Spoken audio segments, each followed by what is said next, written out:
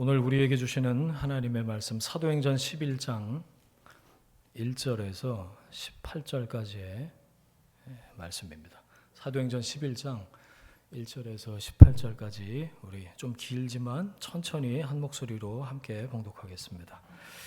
유대에 있는 사도들과 형제들이 이방인들도 하나님의 말씀을 받았다 함을 들었더니 베드로가 예루살렘에 올라갔을 때에 할례자들이 비난하여 이르되 네가 무할례 여자의 집에 들어가 함께 먹었다 하니 베드로가 그들에게 이 일을 차례로 설명하여 이르되 내가 요빠시에서 기도할 때에 황홀한 중에 환상을 보니 큰 보자기 같은 그릇이 내 귀에 매어 하늘로부터 내려 내 앞에까지 드리워지거늘 이것을 주목하여 보니 땅에 네 발 가진 것들과 들짐승과 기는 것과 공중에 나는 것들이 보이더라.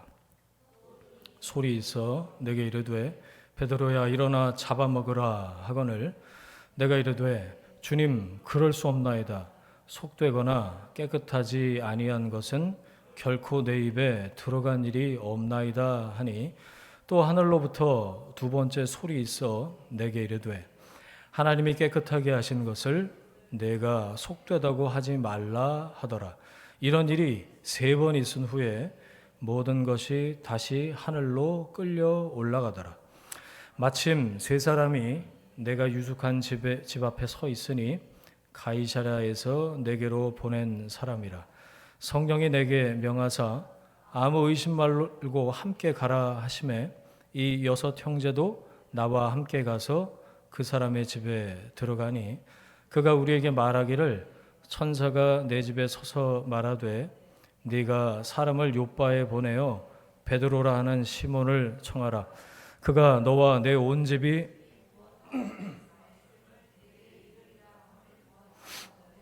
내가 말을 시작할 때 성령이 그들에게 임하시기를 우리에게 하신 것과 같이 하는지라. 내가 주의 말씀에 요한은 물로 세례를 베풀었으나 너희는 성령으로 세례를 받으리라 하신 것이 생각났노라. 그런즉 하나님이 우리가 주 예수 그리스도를 믿을 때에 주신 것과 같은 선물을 그들에게도 주셨으니 내가 누구이기에 하나님을 능히 막겠느냐 하더라. 그들이 이 말을 듣고 잠잠하여 하나님께 영광을 돌려 이르되 그러면 하나님께서 이방인에게도 생명 얻는 회개를 주셨도다 하니라. 아멘. 우리가 누구이기에 라는 제목으로 말씀의 은혜 함께 나누겠습니다. 우리가 누군데요? 한글로 풀어서 5글자로 그리스도인입니다. 크리스찬을 기독교인을 5글자로 하면 크리스찬, 5음절을 6음절로 바꾸면 그리스도인 이렇게 되죠. 안디옥 교회에서 처음 예수 믿는 사람들이 그리스도인이라고 불렸습니다. 그때는 그게 비아냥거리는 말이었어요. 저 그리스도 추종자들, 크리스티아노스. 그런데 그게 영광스러운 우리의 정체성이 됐습니다. 여러분 그리스도인 맞으셔요? 그리스도인은 매 일요일마다 예배당 나와서 예배드리는 사람을 지칭하는 말이 아니고요. 예수를 구원자로 믿는 사람. 그리고 믿을 뿐만 아니고 이게 중요한데요. 따르는 사람. 그러니까 안디옥에 있는 그 당시 로마 다음으로 번성했던 도시에 있는 모든 사람들이 예수 믿고 성령 받고 복음을 전하는 사람들한테 저 크리스티아노스라고 한 거는 그리스도 추종자들이라는 비아냥이었다고 말씀드렸는데 중요한 것은 모여서 예배드리는 형태, 뭐 찬송하고 같이 성찬하고 뭐 그런 게 아니라 그 사람들의 삶의 모습을 보니까 예수님을 따르더라 이런 뜻이었어요. 그리스도인이라는 이 정체성 안에서 예수님을 따르는 삶의 이 라이프 스타일이 없으면 그리스도인이라고 부를 수가 없는 거죠. 자, 다시요. 그리스도인을 2글자로 만들면 뭘까요, 그럼? 제자입니다. 제자. 어디다가 써놓으세요, 여러분. 그리스도인 이퀄 제자입니다. 그러니까 교회 오는 사람들 중에 일부만 제자 훈련 받고 제자가 되고 뭐 이런 게 아니고 예수를 그리스도라고 고백하고 그분이 남기신 말씀의 가르침을 따라서 자기 삶을 바꾸는 사람, 계속해서 바꿔가는 사람, 그 제자가 성경에서 말하는 그리스도인이다라는 거죠. 그렇게 하기 위해서 그리스도인은 날마다 회개하는 사람입니다. 예수 믿을 때 처음 저 예수 믿겠습니다 손 들고 세례 받을 때 딱 일생에 한 번 하는 세리머니가 회개가 아니에요. 회개는 매일 우리 삶의 라이프 스타일에 있는 일상이어야 합니다. 회심은 하나님께로 내가 계속 돌이킨다라는 의미이거든요. 날마다 반복되어야 될. 그래서 사도 바울이 그랬잖아요. 나는 날마다 죽노라 그랬습니다. 이 고백이 여러분의 고백이 되시길 바랍니다. 우리가 누구이기에 이 설교 제목 베드로가 오늘 본문 마지막 부분에 한 얘기거든요. 근데 저는 이 베드로가 한 말을 딱 머릿속에서 떠올리면서 그렇지 우리가 그리스도인이지 이게 제일 먼저 생각이 났고 이 정체성을 우리가 먼저 좀 딱 붙들고 그 상황 그 상태에서 말씀을 들어야겠다 생각했어요. 자, 10장부터 보시면 보셨죠? 오늘 11장만 봐갖고는 이해가 안 됩니다. 10장부터 보시면 같은 사건이 이 베드로와 고넬료가 만난 사건이 총 3번 반복해서 기록이 돼 있죠. 사도행전 누가 썼다고요? 누가가 썼다고요. 네, 누가가 왜 베드로와 고넬료의 이 만남을 이렇게 중요하게 여러 번 반복해서 기록해 놨을까요? 그거 좀 생각해 보셨어요? 아니 또 나왔잖아. 10장에 나왔던 것 같아. 또 나오네. 뭐 이렇게 이제 보게 되는데 예수 믿는다고 하는 그 당시 유대인이었다가 예수 믿겠습니다 라고 예수를 그리스도로 고백하는 크리스찬, 그리스도인이 된 그러니까 유대인 그리스도인들이 제자들이 복음을 가로막았다 그거예요. 그 선두에 베드로가 있었다 그거죠. 그래서 베드로 머릿속에 고정관념 편견으로 있었던 그 장벽을 하나님이 이 고넬료와의 만남을 통해서 그걸 깨시는 그 작업이 10장 11장에 반복해서 기록되어 있는 거죠. 이게 무슨 뜻일까요? 이 말씀 읽는 여러분들은 그러지 말라는 거예요. 우리는 그러지 말자는 거예요. 자, 이 말씀을 이제 편지로 적으면 나중에 성경이 될지 안 될지 누가가 알았을지 몰랐을지 모르겠으되 이 말씀을 통해서 우리가 깨닫는 게 있어요. 베드로로 대표되는 유대인 그리스도인들이 가졌던 그 편견, 고정관념, 이방인은 부정하다. 그래서 혐오하고 배제하고 포용하려고 하지 않고 심지어 복음에서조차 제외하려는 그 마음에 가득한 것에 대해서 하나님이 누가를 통해서 우리에게 가르쳐주고 계시다. 너희들 그러지 말아라 제발. 하나님 그렇게 말씀하시는 것처럼 이 말씀이 들렸어요. 다시요. 4음절로 정리하면요. 자기 부인입니다. 자기 부인. 오늘 말씀이 그 얘기를 하고 있더라고요. 자기 부인. 여러분 복음을 아는 사람들이 복음을 가로막았다는 겁니다. 이게 무서워요. 편견, 우리 안에 있는 정죄. 여러분 다른 사람이 나하고 달라요. 비난한다고 달라집니까? 그런 일은 지구상에 있을 수가 없어요. 비난해서 정죄한다고 비판한다고 달라지지 않습니다. 해보셔서 아시잖아요. 복음이 은혜가 용서가 그냥 흘러가게 두면 되는데 그 흐름을 우리가 차단하고 있는 건 아닌가? 여러분 오늘 이 말씀을 통해서 하나님의 마음을 깨닫게 되시길 바랍니다. 자, 먼저 1절 본문의 1절을 같이 한번 읽겠습니다. 시작. 유대에 있는 사도들과 형제들이 이방인들도 하나님의 말씀을 받았다 함을 들었더니 자, 집에 신문이 배달됐어요. 종이 신문 본 적도 오래된 것 같아. 집에 신문이 배달됐다고 보세요. 가정해 볼까요? 일면 헤드라인이 뭐냐? 이방인이 하나님 말씀을 받았다. 커다랗게 지금 박혀 있어요. 신명조 혹은 고딕체로 팍! 이방인이 구원받았다. 이방인도 예수 믿었다. 자, 이걸 누가 봤다고요?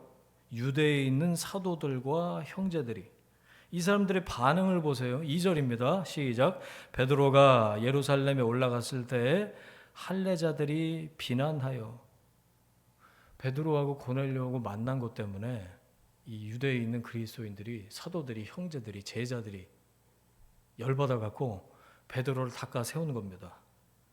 범인 신문하듯이 감히 사도 베드로를 세워놓고 퍼붓고 있는 거예요. 거기 비난해요, 여러분. 동그라미. 누가 누굴 비난했다고요? 예수 믿고 있는 유대인 그리스도인들이 사도 베드로를 비난했대요. 왜요? 3절 시작. 이르되 내가 무할례 지배자의 집에 들어가서 함께 먹었다 하니 어쩌자고 부정한 이방인들하고 같이 먹고 마셨냐는 거예요. 자, 이 사람들이 누구죠 지금? 비난하는 주체. 박해를 받으면서도 예수 믿겠다고 손든 유대인 중에 그리스도인이 된 사람들이에요. 대단한 사람들이에요. 그러면서 어떻게 했죠? 박해를 피해서 목숨 걸고 복음을 전하던 사람들이었습니다.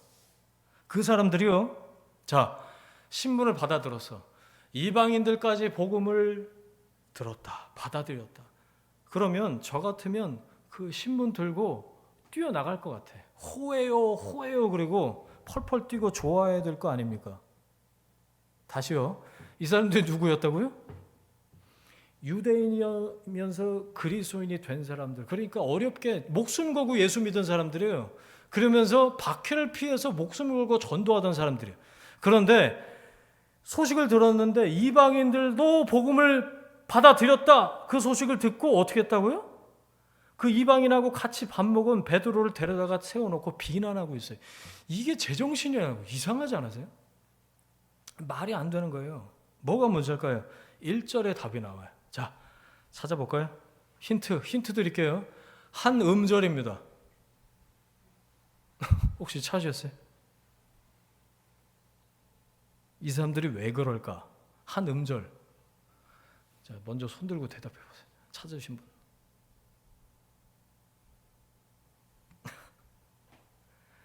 이방인들 도에서 도자가 문제인 거죠. 이게 인정이 안 되는 겁니다. 이방인들 도 예수 믿었다고? 우리만 선택받은 민족, 선민, 우리들만 하나님께서 거룩하게 구별하신 성민이라는 선입견에 지금 파묻혀 있는 사람들입니다. 그런데 이 사람들이 이방인들 도 이러니까 그게 충격이고 거부감이 든 거예요. 도대체 수용할 수가 없는 거죠.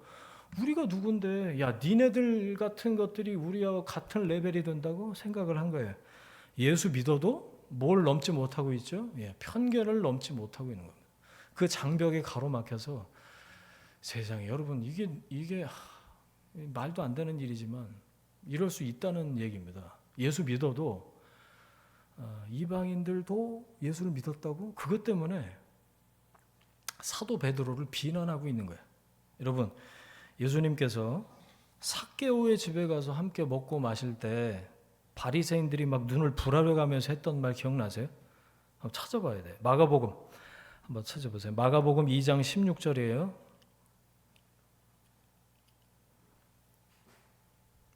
세리장이라고 그러니까 그 당시 아주 이 공동체에서 제외된 로마의 앞잡이 이렇게 여겨졌던 사람의 집에 예수님이 가서 같이 식사하실 때 사람들이 한 얘기, 마가복음 2장 16절, 바리새인의 서기관들이, 그렇죠? 예수께서 죄인 및 세리들과 함께 잡수시는 것을 보고 그의 제자들에게 이르되, 예수님한테도 말 안 했어요. 제자들한테 먼저 얘기해요. 뭐라고요? 어찌하여 세리 및 죄인들과 함께 먹는가? 이게 못마땅해 죽겠는 거야 지금. 예수께서 그 얘기를 옆에서 들으신 거죠. 그들에게 말씀하십니다. 뭐라고요? 같이 읽습니다. 건강한 자에게는 의사가 쓸데없고 병든 자에게라야 쓸데있느니라. 나는 의인을 부르러 온 것이 아니요 죄인을 부르러 왔노라. 아멘.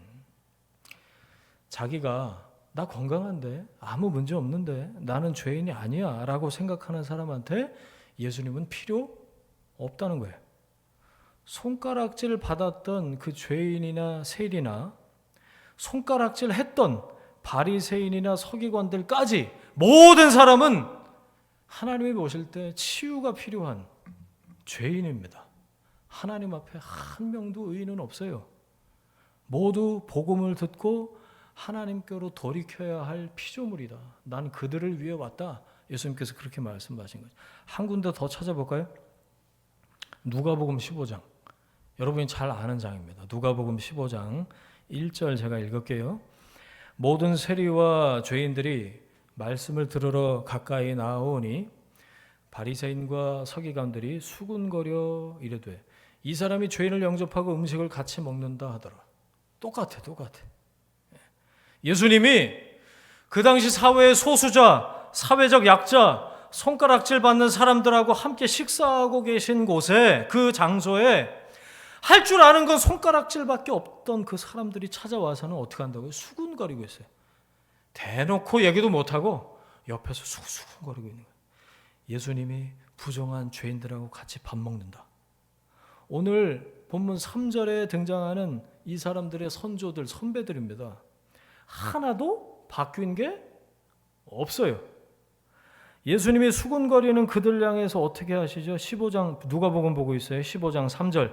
예수님이 비유로 가르치시되, 여러분 누가복음 15장에 나오는 세 가지 비유 기억나시죠? 첫 번째, 일은 드라크마, 일은 동전 비유 나오고, 두 번째는 첫 번째가 일은 양이군요. 일은 양 비유.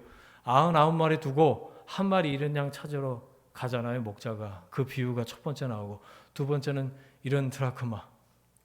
그것도 웃겨. 동전 하나 막 이렇게 샅샅이 해갖고 찾아갖고 뭐 하는 줄 아세요? 동네 잔치예요. 500원짜리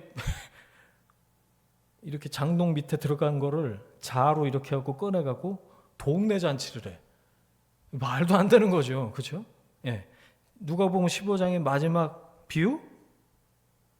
그 둘째가 집 나갔다가 들어오는 거. 잃은 아들 비유가 거기 나와요. 예. 무슨 이야기죠?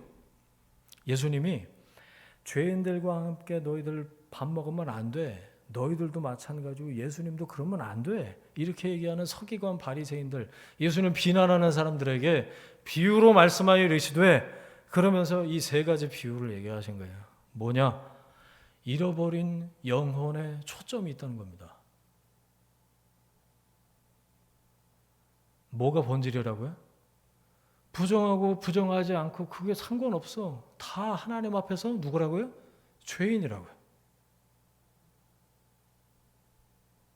영혼 구원에 초점이 있고 구원이 본질이라는 말입니다. 여러분, 교회는요, 인정받은 다수가 되자고 모이는 곳이 아닙니다. 죽어서 천국 가는 티켓 따놓고 이 땅에서 안 아프고 잘 벌고 복 받으려고 다니는 종교시설이 교회가 아니에요. 교회는 나와 다르다고 혐오하고 배제하는 게 아니고 예수님이 그러셨던 것처럼 포용과 인정을 통해서 이 땅에서 구원을 이루어가는 주님의 몸된 공동체예요. 그 정체성과 그 라이프 스타일이 우리에게 없으면 우리는 그리스도인이 아닌 거죠. 어떻게 생각하세요, 여러분? 진리는요, 배타적일 수밖에 없어요. 너도 옳고 나도 옳다 그런 건 없어요. 하나님 홀로 창조주이시죠. 그러니까 진리는 배타적일 수밖에 없는데, 잘 들으세요. 그러나 그 진리에 다다르는 방식은 사랑이어야 한다는 거예요. 포용이고 인정이고 은혜여야 한다는 거예요. 틀린 거는 말씀에 비추어서 고쳐야죠. 교정해야죠. 하지만 다른 것은 용납하고 받아들여야 됩니다. 왜 다르다고 배제를 해요?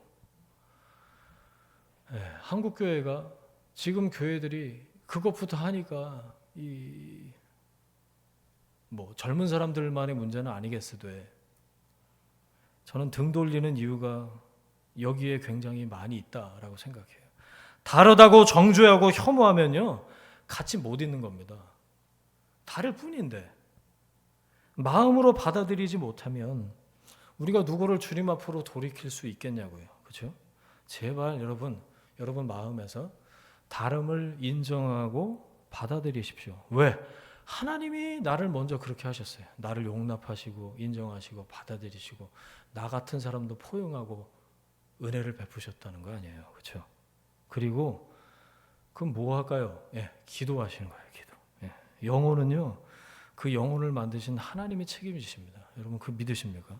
나 같은 사람도 용납하셨어요. 나 같은 사람도 용서하시고 나 같은 사람도 하나님께서 십자가 은혜를 베푸셔서 어느 날 복음을 깨닫게 하시고 하나님께로 돌이키게 하셨다는 거예요. 내가 노력해서 된 게 아니에요, 여러분. 기억하십시오. 우리는 오전 9시, 오후 12시, 오후 3시가 아니고 오후 5시에 부름받은 일꾼이에요. 그거 기억하고 계시죠? 우리는 오후 5시에 부름받은 일꾼입니다. 잊지 마세요. 나는 1만 달란트 탕감받았어요. 5조, 6조 빚이 있었는데 그걸 탕감받은 사람이라고요. 그러니까 나가갖고 100데나리온 나한테 빚진 사람 멱살잡이 할 거면 그 어떻게 되죠? 그러다가 다시 불러들여갖고 너 다 갚아라 이렇게 되잖아요. 여러분 인정하고 포용하십시오. 그거 먼저 하세요. 계속해서 사랑하기로 결단하셔야 돼요. 그렇게 되려면 은혜로 채워져야죠. 여러분. 그래서 하나님 은혜를 주십시오. 그렇게 기도하는 거죠. 은혜가 흘러가는 여러분이 은혜의 통로가 되시길 주의 이름으로 축원합니다. 오늘 이 얘기 복음이 유대인에게서 이방인에게로 넘어가는 어마어마한 터닝 포인트가 오늘 11장의 얘기인데요. 그런데 안타깝게도 삐그덕 소리가 납니다. 뭐 때문이었다고요? 유대인 그리스도인들의 그 편견, 그게 장벽이었어요. 다 가로막고 서서 꿈쩍을 안 하네.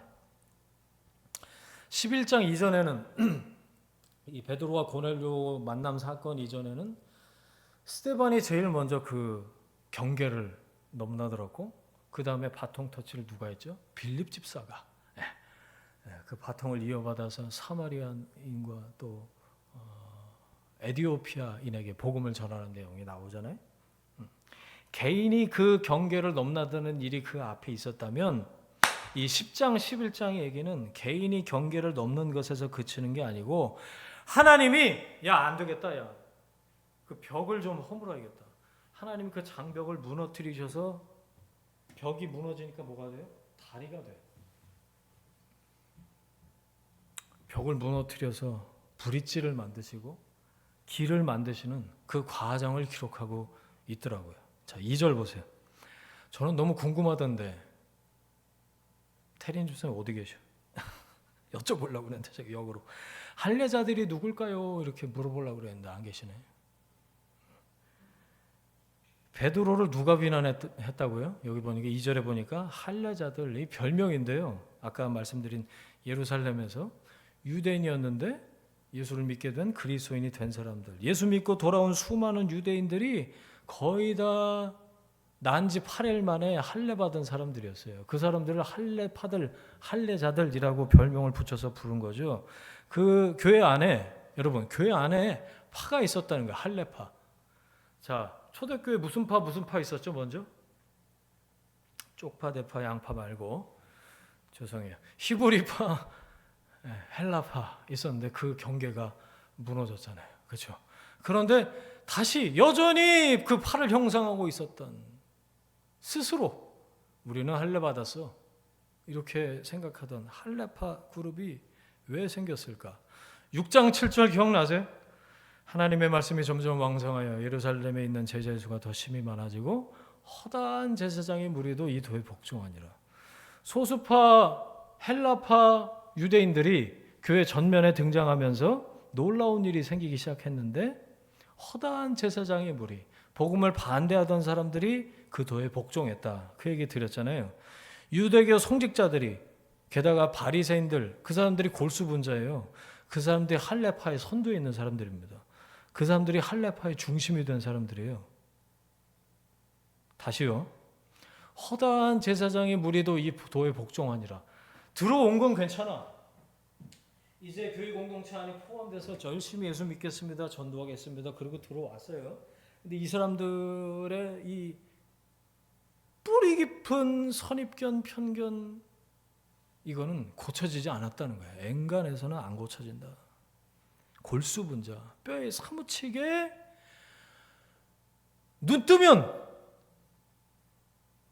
내가 그래야지 생각하지 않아도 구분이 되는 거야. 저거는 거룩한 거, 이거는 부정한 거. 할례파.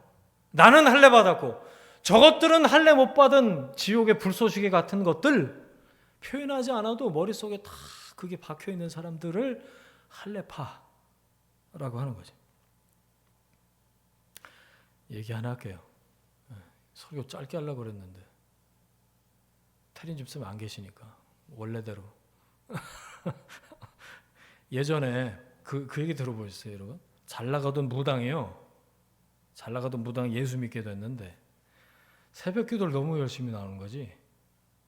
그 얘기 들어보셨어요? 네. 근데 목사님보다 더 일찍 나와. 새벽 기도 시간 5시인데 새벽 3시에 나와. 그것도 매일 새벽에 찬물로 목욕하고 매일.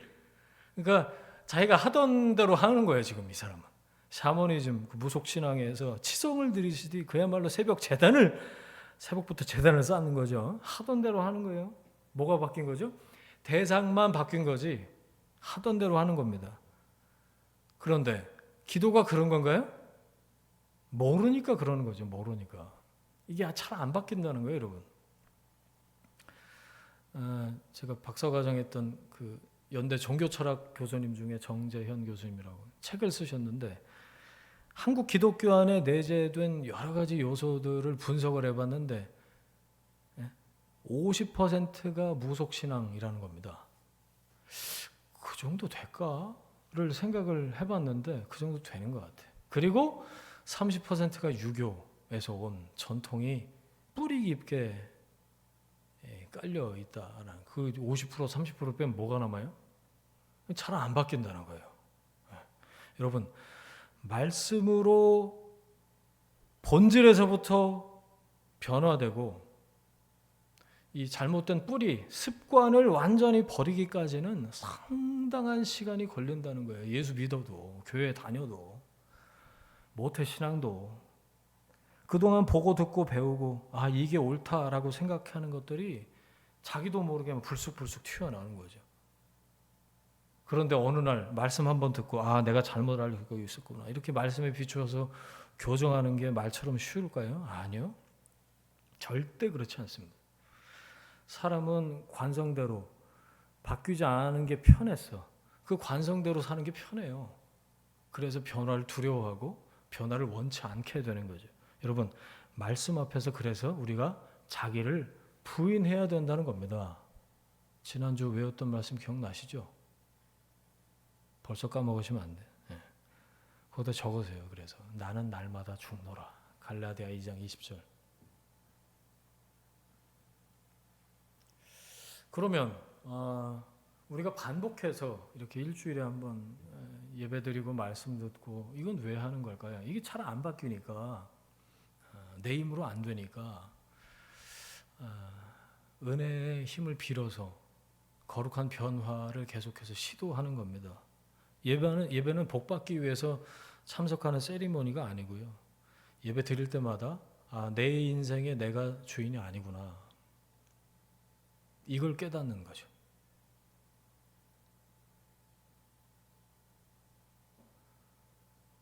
이걸 깨닫고 이 결단이 없으면 그냥 일요일에 예배 자리에 나와 있다가 가는 거죠. 내 인생에 내가 주인이 아니구나. 하나님이 주인이시구나. 그래서 그 앞에 부복하는 것, 엎드리는 것이 예배인 줄 믿습니다. 창조주 앞에 엎드리는 거예요. 그 돌이킴이 우리가 하나님께 드려야 할 삶의 예배인 줄 믿습니다. 기준은 뭘까요? 말씀이 돌이킬 기준인 거죠. 그래서 성경이 말하고 있지 않은 모든 것은 위험하다라고 얘기하는 거예요. 하나만 더 말씀드릴게요. 구원파들이 한꺼번에 교회에 유입된 적이 있었어요. 요즘도 저기 어디야? 이름 또 까먹었네. 어쨌든 그 집회 막 크게 하는 데 있어요. 구원파들이 뜨겁다고 소문이 났던 그 순복음 교단으로는 기아성 기독교 하나님 대한 하나님의 성이 그 교단에 집중적으로 구원파들이 들어가서요. 다 헤집어 놓았을 때가 있었습니다. 그때만 해도 말씀을 덮어놓고 맨날 치유, 은사, 축사, 은사, 뭐 방언 못 받으면 구원 못 받은 거다 막 이렇게 잘못 가르치고 배우던 곳이었거든요. 그런데 성경을 한 309절 외우는 사람들이 가서 성경을 마음대로 짜집게 하면서 외우던 그 구원파들이 그 교회 안에 들어가서 마음대로 헤집어 놨었던 거다. 왜 그렇게 됐을까요? 말씀의 뿌리를 내리고 있지 않으면 얼마든지 언제든지 우리도 그렇게 될 수 있는 위험성이 있는 거예요. 흔들릴 수 있고 뽑힐 수도 있어요. 주중에 제가 기가 막힌 걸 하나 봤는데 무슨 치유 기도 영상이라고 우연하게 보게 됐어요. 자기가 기도하면 이 시간에 가지고 있는 생수병을 붙잡으십시오. 목사라는 양반이 내가 기도하면 이 생수의 물이 지금 예수님의 보혈로 변합니다. 지금 아픈 사람이 그것을 마시십시오. 그러면 이 보혈이 여러분의 혈관을 지금 타고 들어가서 모든 병이 낫게 된다. 제가 그랬다는 게 아니고 어떤 이상한 영상에서 그랬다는 거예요. 기가 막히더라고요. 이 생수가 예수님의 보혈이 돼요? 요즘도 그런 이단이 있대. 신비주의, 신사도주의, 사입이죠. 유튜브에 판을 치고 있습니다. 그리고 코로나 바이러스의 이 숙주 역할을 했던 신천지, 거기는 또 그런 신비주의 쪽보다도 말씀을 왜곡해서 가르치기에 선두에 있는 주자들 아니에요. 요즘도 저희 교회로 편지가 와요. 목사님도 우리한테 와서 배우라고. 한번 누가 꼭 새벽에 갖다 놓나 봐. 그 갖다 놓는 사람을 제가 본 적이 없는데 봤으면 좀 얘기 좀 하십시다 그러려고 그랬는데 이게 뭘까요? 아까 말씀드린 그 신비주의 이단도 그렇고 말씀을 올바로 배우고 가르치는 교회가 매우 드물어진 탓입니다. 하나님께서 우리 교회를 이곳에 세우신 까닭, 우리가 회복해야 될, 집중해야 될 본질이 뭔지 생각을 합니다. 예루살렘 교회의 그 할레파 신자들의 마음속에는 율법에 대한 미련을 버리지 못한 거예요. 죽어도 못 보내. 할레파, 무할레파, 비할레파는 주님 오실 때까지 이건 갈라져 있어야 돼라고 생각을 했던 거죠. 그 미련 때문에 올바른 복음이 그들 안에 자리 잡지 못하고 있었던 이 안타까운 얘기입니다. 이게 사실. 할례를 받아야 구원받는다 이 생각이요. 사도행전 15장 예루살렘 회의 때 가서야 공식적으로 바뀌어요. 이게 얼마나 뿌리 깊게 이들 안에 자리 잡고 있었나. 변화가 안 되나. 그걸 보여주고 있는 거죠. 여러분, 변화되는 과정이 괴롭더라도 말씀을 기준으로 자기를 부인하고 옳은 방향으로 끝까지 서 있는 여러분 되시길 바랍니다. 자, 고넬료 가정에 다녀온 베드로가요. 베드로한테 할레파가 뭘로 트집을 잡았죠? 할레파가 트집을 잡을 거는 할례를 받았냐 안 받았냐예요, 사실. 그런데 베드로가 그들과 함께 먹은 일, 그걸 문제 삼은 거예요. 여러분, 이방인하고 같이 밥 먹는 게 죄입니까? 창세기부터 신명기까지 그 사람들이 본 성경, 모세오경을 다 뒤져봐도 그런 말씀이 없어요. 이게 놀라운 겁니다, 여러분. 그러면 할레파는 뭘 근거로 왜 이런 트집을 잡았을까요? 성경 어디에도 없는 걸. 할례 받지 않은 사람하고는 같이 밥 먹지 말아라. 이 규정은 어디서 나온 거예요, 도대체? 성경에 어디에도 없는 걸 만들어낸 사람들은 바로 이 사람들이 조상들이었어요. 선배들. 바리새파. 아까 예수님 누가복음 15장 예, 그리고 그 앞에 삭개오의 집에 갔을 때 그 사람들이 만들어낸 규정들이에요. 하나님이 주신 게 아니에요. 인간이 만든 법이었어요. 할례파는 베드로가 전통 안 지켰다고, 규정 안 지켰다고, 하던 대로 안 한다고 트집 잡고 비난한 거예요. 뭐가 보이세요? 그들 안에 있는 지독한 우월감, 교만도 이런 교만이 없는 거예요. 복음을 받아들였는데도 심지어 이 안에서 해결이 안 되고 있는 그 지독한 우월감, 편견, 혐오, 교만. 예수 믿고 성령 받은 공동체 안에 이런 생각을 가진 사람들이 섞여 있었다는 겁니다. 다른 것을 틀렸다고 정죄하는 마음, 부정하다고 비판하는 자세, 이게 그들 안에 감춰진 속내였어요. 뿌리가 뭐죠? 교만이 뿌리는 교만. 내 안에는 어떤 것들이 변화되고 있지 않은지, 여러분 안에 감춰져 있는 교만은 뭔지 한번 살펴보셨으면 좋겠어요. 이런 건 웬만해서는 드러내지 않습니다. 다 속으로 이렇게 감춰놓지. 그래서 한번 생각해 보시는 말씀이에요. 내 안에는 어떤 것들이 변화되지 않고 있는가? 여전히 나는 내 안에 감춰져 있는 그 교만의 뿌리, 감춰져 있는 속내가 무언지 이 말씀을 통해서 한번 돌이켜보자라는 거죠. 자, 그 베드로가 본 환상 기억나시죠? 보자기 같은 그릇이라고 그랬어요. 보자기는 아니고 그게 이렇게 환상 중에 내려오는 그 안에 아니면 부정한 벌레, 뭐 곤충, 뭐 보기만 해도 이렇게 되는 거 있잖아요. 여러분 뭐 있으세요? 바퀴벌레? 그런 것들이 가득한 거죠. 근데 그 환상과 함께 들려온 음성이 뭐라고요? 베드로야, 일어나 잡아먹어라. 저라도 주여 못 먹어요 이렇게 했을 것 같아. 근데 베드로가 뭐라 그랬죠? 주님 그럴 수 없습니다 그랬어요. 뭐냐면 하나님이 보여주신 환상이고 하나님이 들려주신 음성이란 걸 알았다는 거죠. 주여 그렇게 했으니까. 근데 그럴 수 없나이다 그래요. 누가 그런 거예요 지금? 사도 베드로가 하나님 앞에서 하나님 말씀하셨는데 주님 못 먹겠어요 이게 아니고 그럴 수 없나이다 이렇게 얘기한 거예요. 뉘앙스를 보면. 근데 그 환상이 몇 번이요? 총 3번이나 반복됐다. 그러니까 하나님은 확고하시는 거예요. 하나님의 의지예요. 3번이라는 그 숫자가. 이 베드로의 편견, 베드로 안에 있는 그 장벽이 어디 가서 깨지죠? 고넬료를 만났을 때 비로소 깨집니다. 그거 보셨어요? 고넬료가 찾아온 베드로를 만나자마자 어떻게 해요? 엎드려 절합니다. 자, 이 사람 누구고 이 사람 누구예요 지금? 고넬료 이름도 희한하다고 저 아들이 아침에 오다 그랬는데 코넬리우스.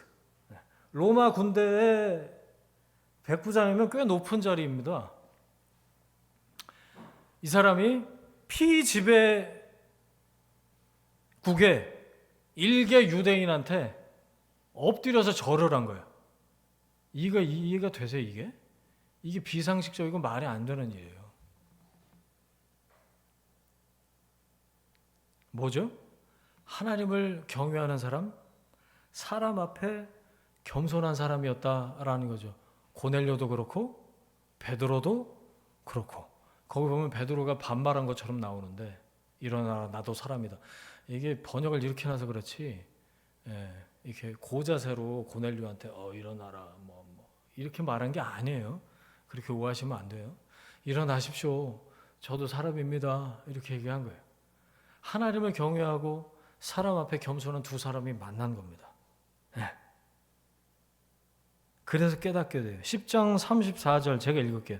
베드로가 입을 열어 말하되 내가 참으로 하나님은 사람의 외모를 보지 아니하시고 각 나라 중 하나님을 경외하며 의를 행하는 사람은 다 받으시는 줄 깨달았도다. 아멘. 이게 편견의 벽이 넘어져서 포용의 다리가 된 겁니다. 괜찮은 표현 아닌가요, 여러분? 편견의 벽이 무너져서 포용의 다리가 됐어요. 자, 마지막으로 오늘 진짜 짧게 할 것 같아요. 또 하나 살펴보고 싶은 게 베드로의 반응인데 4절 보세요. 어떻게 했다고요? 베드로가 설명했답니다. 베드로가 지금 누군데요? 예루살렘 교회 안에 그 하이라키 이걸로 치면 베드로보다 높은 사람이 없어요. 그리고 그 중에 대다수가 베드로 설교 듣고 교회 온 사람들이에요. 그런데 베드로가 고넬료하고 밥 먹었다고 비난했다고 그랬잖아요. 할례파라고 그랬잖아요. 기세가 등등합니다. 여러분이 베드로라면 기분이 어땠을까요? 이것들이 싹수가 없네. 옛날 성질 나오게 하네. 베드로가 여러분 성령 충만하기 전에 뭐 충만했죠? 성질 충만했습니다. 베드로 한 성깔 하잖아요. 여러분 아시잖아요. 그런데 지금 베드로가 예루살렘 교회 앞에서 공개적으로 비난받고 있어요. 그런데 베드로가 안 한 거 제가 3가지. 첫 번째, 베드로가 나무라지 않습니다. 자기가 잘못하는 줄 모르는 그 사람 나무라면 오히려 역효과예요, 여러분. 성령이 주시는 지혜를 의지해서 조심해서 핸들링 해야 됩니다. 적용하는 포인트들이 좀 생기세요, 여러분? 어떠세요? 베드로는 나무라지 않았어요. 자기가 잘못하는 줄 몰라. 그런 사람한테 뭐라 그래봐야 그게 바뀌나요? 이게 잘못이구나 라고 깨달을 때 그때 비로소 돌이키는 거지. 그렇죠? 두 번째, 베드로는 변론하지 않았어요. 누가 맞는지 한번 따져볼까? 예전 베드로 같았으면 벌써 뒤집었을 거예요. 성질부터 냈겠죠. 성령 충만하기 전에 성질 충만한 베드로였잖아요. 할례 받지 못한 그랬다고 그 집에 가서 밥 먹으면 뭐 어떤데 뭐 성경에 그런 말 있어? 어디 있는데? 따지고 들면 뭐 얼마든지 그럴 수 있어요. 그런데 그런 말 하지 않았어요. 여러분 교회는요 법정이 아니에요. 위로 하나님 믿고 옆으로는 서로 사랑하는 공동체가 교회지. 교회는 따지라고 서로 따지자고 한번 따져보자고 모이는 데가 아닙니다. 셋째, 베드로는 권위로 누르지 않았습니다. 수제자였어요. 다른 제자들하고는 그레이드가 달라요. 나이도 이제 꽤 먹었을 시점입니다. 교회의 어른이에요. 거의 아까 말씀드렸다시피 이 사람들이요, 회중들이 베드로 설교 듣고 정착한 사람들. 권위로 따지면 얼마든지 부리고도 남죠. 그런데 그렇게 하지 않았어요. 자, 베드로의 이런 태도, 그러면서 설명합니다. 교훈하는 바가 크죠. 여러분은 여러분을 향한 비난에 대해서 어떻게 반응하시냐, 그거예요. 비난으로 느껴질 때 있잖아요. 잘 몰라서 그럴 수도 있어요. 그걸 나무란다고 될 일인가요? 따져갖고 될 일도 아니에요. 누가 맞는지 틀린지 한번 따져봅시다. 별로 도움 안 돼요. 권위로 누르려는 생각, 그 생각이 예수님이 가르쳐 주신 삶의 방식도 아니죠. 종된 모습으로 먼저 섬기라고 먼저 주님 말씀하셨어요. 자, 베드로가 자초지종을 설명해 줍니다. 그래서 이 11장 앞본문이 긴 거예요. 그거 다시 설명 안 드려도 되죠? 자세하고 친절하게, 저는 설명 안 드립니다. 베드로는 자세하고 친절하게 고넬료 집에 어떻게 가게 되고 만나고 무슨 환상을 받고 어쩌고 이게 또 나와. 제가 이거 보면서 무슨 생각했냐면 10장에 나온 걸 컨트롤 C 해서 11장에 컨트롤 V 했네? 그런 생각했어요. 왜 이렇게까지 하는 걸까요, 베드로가? 그 상황에 대해서 지금 전에만 들었지 직접 경험하지 않은 그 할례파들이 납득을 못해. 그 오해가 풀리도록 인내심을 가지고 계속해서 그 사람들을 이끌어주고 있는 장면입니다. 대단하지 않습니까? 직접 경험한 사람만큼 잘 설명해 줄 사람은 없어요. 그러면 내가 먼저 경험해서 나는 무슨 의무가 있어요? 인내심을 가지고 처음부터 끝까지 인내심을 가지고 자기를 부인하고 자세하고 친절하게 설명해 줄 의무가 나한테 있는 거예요. 그래서 내가 먼저 은혜 받은 겁니다, 여러분.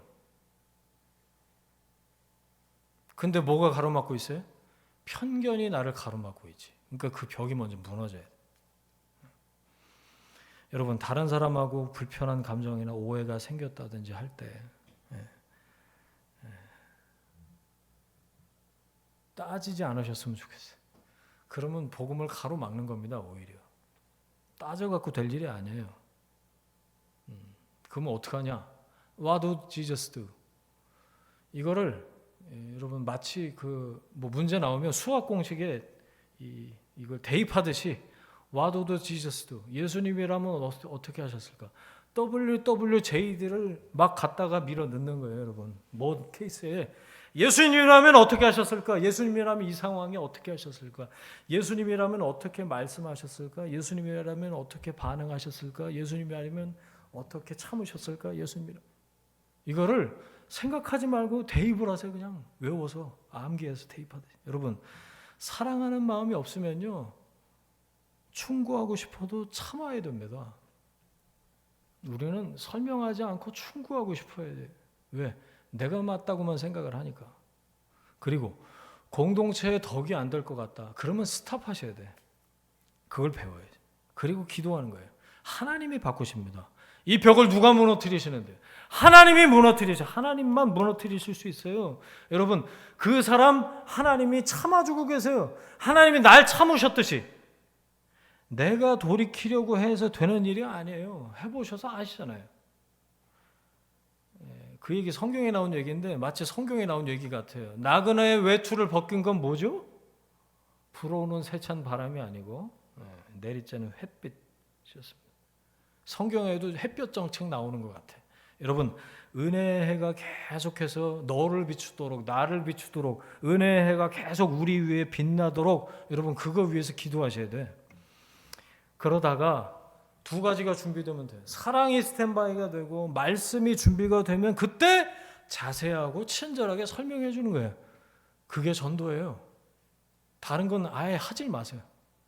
자, WWJD 이걸 공식처럼 대입해라.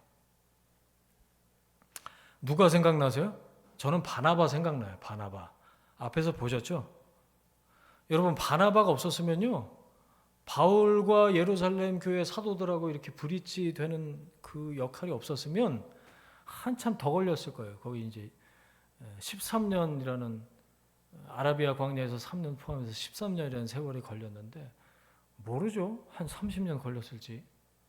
교회는 그래서 바나바가 많아야 돼요. 바울은 한 명 있으면 돼요. 교회에는 바나바가 많아야 돼요. 바나바, 권위자, 권면과 위로에 탁월한 사람 가서 있으면 그 사람 앞에 있기만 해도 좀 이렇게 훈훈하고 내 얘기를 오픈해서 얘기하고 싶고 여러분들이 그런 존재들이 되시길 바랍니다. 성령 충만하면 그렇게 될 수 있어요. 저는 그렇게 생각해요. 오늘 베드로 얘기를 보면서 성령 충만과 성질 충만은 양립할 수가 없다. 갈라디아 5장 22절 23절 외우셨죠? 시작. 오직 성령의 열매는 사랑과 희락과 오래 참음과 양선과 다시 봐야겠어요. 이 같은 것을 금지할 법이 없느니라. 9가지 나와야 9가지 열매인데 금지할 법이 없다. 아멘이죠. 여러분 그거 보셨어요? 혹시 외우면서? 성령의 열매가 뭐죠? 우리가 원하는 권능, 치유, 축사, 은사 이게 아니고 놀라웠어요. 성령의 열매는 모두 다 인격이고 성품이에요. 사랑, 희락, 화평, 오래 참음, 자비, 양선, 온유, 절제, 충성. 인격이고 성품입니다. 성령으로부터 말미암아 우리 안에 맺혀지는 성품의 열매인 거예요. 놀랍지 않으세요? 예수 제대로 믿는 사람이 그런 교회가 필요한 이유가 저는 이 갈라디아 5장 22절 23절이라고 생각했어요. 그러니까 남 험담 입에 달고 다니면서 만나기만 하면 뒷담화야. 그러면서 교회 한번 와봐라. 그러면 전도가 되겠냐고요. 오히려 막는 거지. 그런데 시종일관 오래 참아. 그것도 막 이 바득바득 갈면서 참는 게 느껴지는 게 말고 온유해. 화평이야. 그리고 절제하면서 살아. 그럼 옆 사람이 뭐라 그럴까요? 어떻게 그래 도대체? 무슨 일 있어? 왜 참어? 이러겠죠. 성품이 삶에 드러나는 겁니다. 여러분 성령의 열매가 여러분 삶의 향기로 드러나게 되시길 주의 이름으로 축원합니다. 한 가지만 나누고 마칠게요. 베드로가 양보할 수 없는 한 가지가 17절에 나와요. 내가 누구이기에 하나님을 능히 맡겠느냐. 그러니까 뭐냐? 베드로는 하나님이 시키시는 대로 했다는 거예요. 니들이 뭐라 그러든지 이거는 내가 양보할 수가 없다. 뭐죠? 최고의 권위는 하나님께 있다라는 걸 베드로가 알았어요. 할례파들이 반대한다고 비난한다고 옆에서 막 그런다고 해서 달라질 게 아니에요. 베드로는 하나님의 권위를 인정하고 하나님의 말씀에 따라서 옳다고 하는 것을 하는 사람이었다. 내가 뭐라고 하나님이 하시는 일을 맡겠냐. 하나님이 시키시는 대로 한다. 여러분 다를 수 있습니다. 다른 게 오히려 정상이에요. 어떻게 똑같이 다 획일화 될 수 있어요. 하지만 달라서 다투더라도 다툴 수 있죠. 다투다가도 하나님 말씀 권위 앞에 엎드리는 사람. 하나님 앞에서 내가 누구이기에 우리가 누구이기에 이걸 떠올리는 사람이 그리스도인인 줄 믿습니다. 우리에게 필요한 것. 그래서 겸손인 거죠. 계속해서 여러분 하나님께 접속되어 있으시길 바랍니다. 그게 겸손할 수 있는 방법이에요. 말씀 앞에 머물러 있어야 돼요. 하나님 뜻에는 순종하겠다. 내가 이런 겸손한 마음을 가지고 하나님 말씀하시면 내가 그 방향을 따르겠다. 순종의 스탠바이가 되어 있으면 하나님이 책임지시고 인도해 가시는 줄 믿습니다. 자, 우리가 누구이기에 설교 초도에 말씀드렸어요. 우리는 그리스도인이에요. 예수님이라면 어떻게 하셨을까? 이걸 염두, 생각의 머리에, 첫머리에 두고 예수님이 가신 길을 따라서 걷는 사람들이 그리스도인이에요. 다름을 틀림이라고 생각하고 혐오와 배제, 편견에 사로잡힌 사람이 아니라 인정과 포용, 은혜에 사로잡힌 성령께 사로잡힌 여러분 되시길 축원합니다. 그래서 여러분을 통해서 성령의 9가지 열매가 맺히는 걸 모든 사람이 볼 수 있게 되길 바랍니다. 그래서 하나님이 맡기신 일을 하면서 살 수 있게 되는 거죠. 우리가 누구에게 하나님을 맡겠느냐. 18절 그들이 이 말을 듣고 잠잠하여 비난을 그친 거죠. 하나님께 영광을 돌려 하나님께서 이방인에게 생명 얻는 회개를 주셨다. 이 도자가 너무 반가워요. 1절에 도자 때문에 문제가 생겼는데 18절에 도자가 자기들 입에서 튀어나왔어요. 이방인에게 이 도자가 너무 반가워요. 하나님이 벽을 허무셔서 길을 내셨습니다. 하나님이 하시는 일을 막을 자는 없습니다. 우리가 그리스도인으로서의 정체성을 깨닫고 우리의 태도를 결정할 때 가능한 일입니다. 은혜를 사모하십시오. 말씀 앞에 머무십시오. 순종을 결단하십시오. 하나님이 역사하십니다. 함께 기도하겠습니다. 이 시간에 각자 깨달은 말씀, 주신 말씀 붙잡고 함께 기도하겠습니다. 내 안에 있는 가슴에 손을 얹고 한번 기도할까요? 내 안에 있는 교만 그리고 편견과 또 나도 모르게 튀어나오는 그 혐오와 배제를 넘어서 하나님 인정하고 포용하고 또 사랑하는 은혜가 저를 통해 흘러가게 주님 도와주십시오. 말씀 앞에 머물겠습니다. 깨닫게 하시고 순종을 결단합니다. 인도해 주옵소서. 우리 주신 말씀 붙잡고 함께 기도하는 시간 갖겠습니다. 함께 기도합니다. 하나님 아버지 말씀 주시고 깨닫게 하시니 감사합니다. 베드로가 갇혀있던 그 장벽을 하나님이 허무셔서 예루살렘 교회가 땅끝까지 이르게 하시고 그 사람들의 혐오와 배제, 교만과 편견을 넘어서게 하신 것 하나님이신 줄 믿습니다. 다름을 틀림으로 생각하고 인정하지 않고 포용하지 않고 사랑 없이 정죄하고 비난했던 그런 마음이 내 안에 있다면 이 시간 다시 한번 주님 앞에로 돌이킵니다. 주여 은혜를 주옵소서. 주여 은혜를 주옵소서. 하나님의 은혜가 우리를 가득 채우셔서 다시 한번 하나님의 말씀이 나를 변화시키는 것을 경험할 수 있도록 주님 도우시고 깨닫게 하시고 하나님 우리가 함께 순종을 결단함으로 하나님께서 인도하시는 그 길을 따라 편견의 장벽을 넘어 하나님께서 아버지께로 놓으신 그 길 다리를 건너 주님께로 나아가는 아버지께로 나아가는 우리 모두가 될 수 있도록 은혜 베풀어 주옵소서. 이제는 우리의 주인 되신 예수 그리스도의 은혜와 하나님 아버지의 사랑하심과 성령님의 동행하심이 그리스도인이라는 나의 정체성을 깨닫고 주님의 주인 되심을 인정하며 은혜와 사랑을 흘려보내는 삶을 살길 원하는 하나님의 사람들 위해 그들의 일터와 가정과 자녀들 위해 지금부터 영원까지 함께 하시기를 간절히 축원하옵나이다. 아멘.